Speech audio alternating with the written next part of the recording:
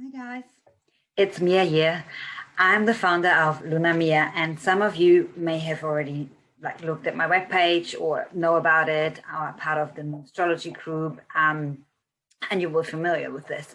So just to give you a heads up, it is the very first time I'm actually videoing myself in the sense of starting my YouTube channel, and I'm going to be very honest with you. I have not prepared that or planned to do that today as such, and I just want to go with the flow.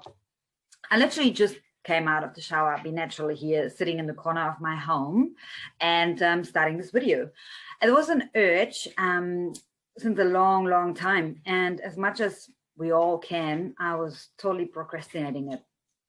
And then I was asking myself why. Of course, fear of being maybe judged, fear of taking a video, it's uncomfortable, it's unfamiliar, what am I talking about?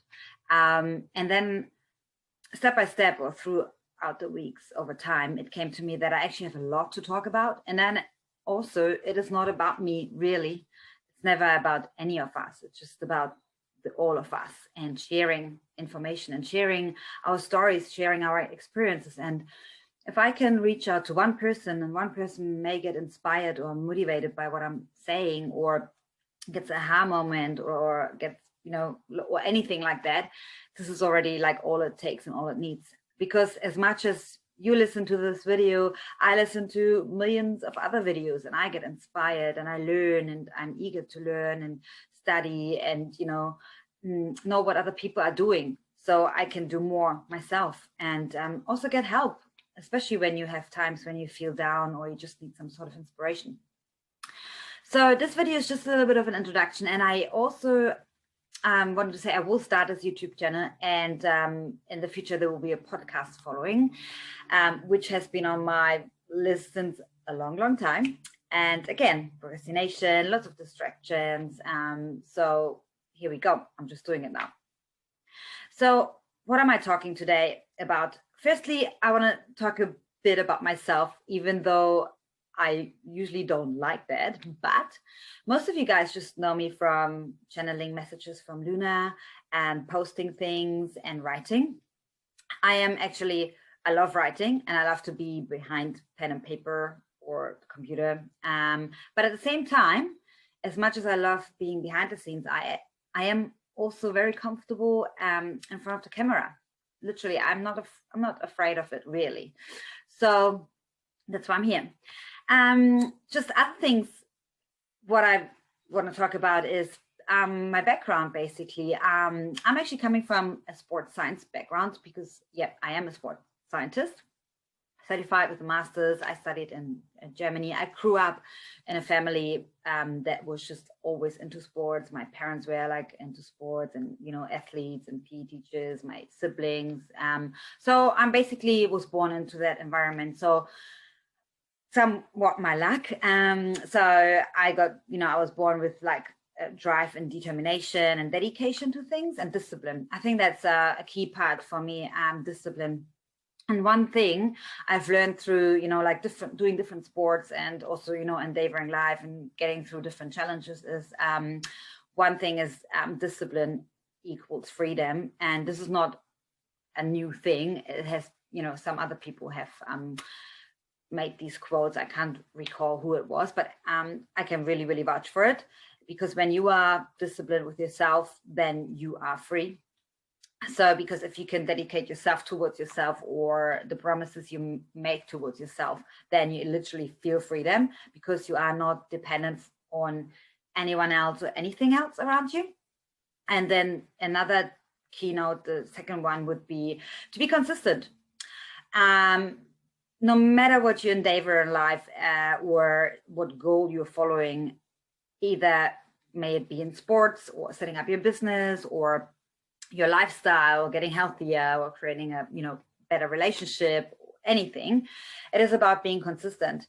And what I've figured out by observing myself, observing other people over the years, and working with my own clients is that people really get motivated and then they go into things 100%. Yes, I'm just saying, for example, when they want to lose weight or get into better shape, and then they go hard out and 100% full force forward. And then they realize, oh, that's actually really hard. And then, you know, they get to a barrier, or they feel challenged, and it gets harder. And there's a time when we get tired and when things are a little bit harder. It's just the natural cycle of life. And by learning to understand that, you can prepare yourself better for it. So, and then they drop out, and then they stop. And then once you stop, it's really hard to get back on track, right? I mean, we have all been there. I have been there many, many times in my life.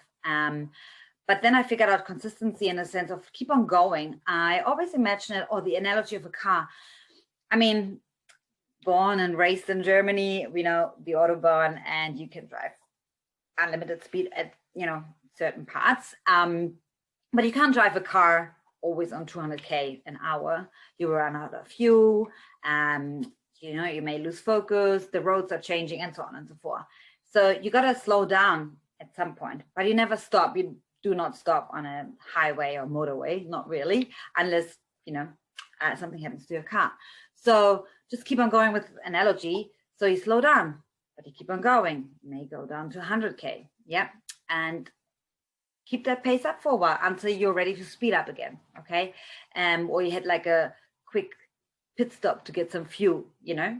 So in that sense, I want to explain it's a meaning, or the meaning behind this, to keep on going and to be consistent. It is very, very important. Yep. Slow down, sure. Speed up, of course. But always keep on moving. It's a very, very important advice I can give from my own experience. And throughout the years, of course, you know, I was very mind-driven. I learned a lot about, you know, the physiology, the body, the biomechanics behind things. I was always into psychology and understanding behavior and patterns, and had, you know, went to psychologists myself when I was a child, and later on when I was a teenager, and then also throughout my study years, for several reasons, to overcome trauma. But then also I learned to understand my own behavior, and, you know, in the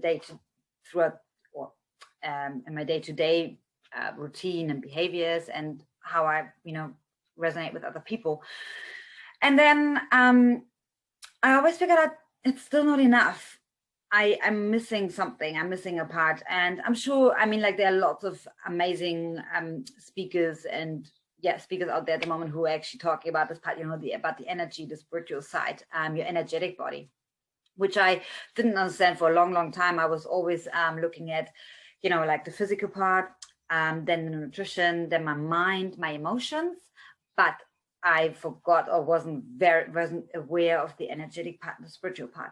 So what really, really helped me to tap into that and give me some sort of guidance was actually working with the moon.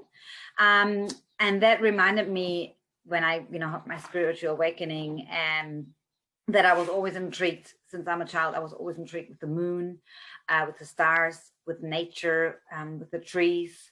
Yeah, when I was a kid, I played tree doctor. I wanted to heal the trees. I put blasters on the bark to just heal them because I thought they are hurting.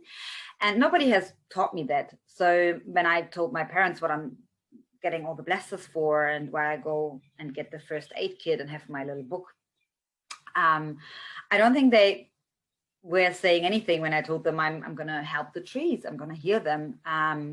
So some sort of, and we all are more open to it when we are children, as we know. I had an understanding there's energy. So obviously when we grow into adults, we push this away, we forget that. And then I remembered, my soul remembered, parts of my soul, fragments of my soul remembered.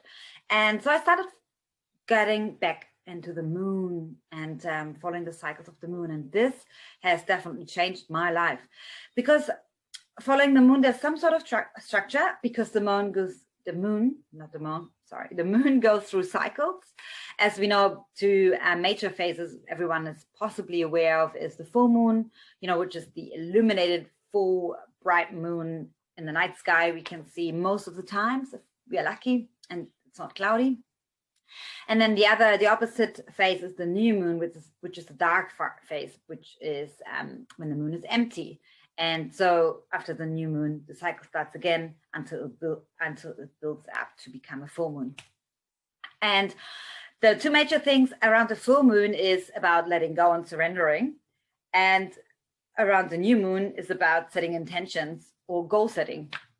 You know, you can use whatever terms you want. You can say you do full moon wishes on the new moon, but if that's a little bit too much out there for you, just call it goal setting. And that way, the moon cycle, which is always going, it does never stop, is keeping you accountable to do that twice a month at least. And it is really important to actually review your goals, you know, on a monthly basis, or any intentions you have set, any changes you wanted to make, or yeah, anything really you have on your to-do list, and looking through at the full moon phase. Okay, what has worked? Which barriers did I face? What challenges came up? And letting go of those things, observing yourself, also observing that you may not have reached that goal, which is fine, but it's about a journey, and then learning about yourself and learning about your patterns and understanding your patterns. This is one really, really crucial thing for myself that I recently learned to understand and tap more into the past year, actually, is about my own patterns, which I just said to you at the beginning of the video. I was procrastinating, and then literally needed to ask myself, why do I procrastinate? Is there a reason? Not really, not at all. Apart from, of course, life distractions. And so I was really determined this morning, and had just my focus after I got, you know, my workout done and my meditation, to just do this video and not plan anything, not putting any pressure on or creating any barriers that will make me procrastinate again. And I know one person will be possibly very proud of myself listening to this video actually too, which would be Amy, and then also Chent. And I will have these two amazing souls on my channel soon. So here we go. They may not know about it yet, but now they know. I will definitely interview them because they are worth it, and they're worth it to be heard, even though they have their own channels. But anyway, now I'm drifting off.